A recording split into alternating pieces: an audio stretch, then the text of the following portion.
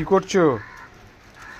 এই তো মাছ এনেছো না, এই যে ঢালছি এখন ধোবো বলে মাছগুলোকে। হ্যাঁ, কি মাছ? দেখো, ইলিশ মাছ আচ্ছা, দেখেছো। এবার এগুলোকে ধোবো, ধুয়ে নেবো আমি।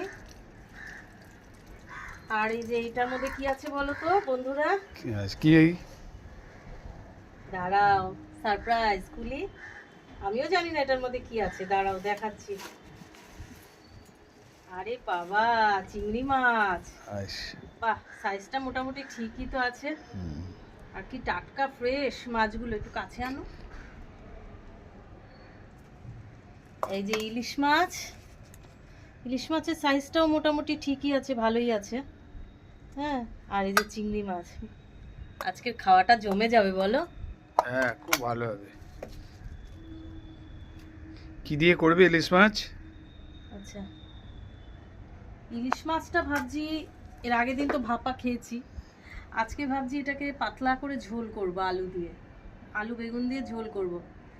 আর চিংড়ি মাছটা দেখি, আজকে নাও করতে পারি চিংড়ি মাছটা, তবে চিংড়ি মাছটা নারকেল টারকেল দিয়ে মালাইকারি করলে কিন্তু ভালোই হবে খেতে। আমার তো এই দুটো মাছ ভীষণ পছন্দ, ইলিশ আর চিংড়ি, এই দুটো হলে আমার আর কিচ্ছু লাগে না। তবে আজকে এতগুলো ইলিশ মাছ তো একদিনে তো আর এত খেতে পারবো না, আমরা তো মানুষ 4 জন। তো কিছুটা ভাজা করব, কিছুটা ঝোল করব, এভাবেই খাবো। তাহলে তোমার ফেভারিট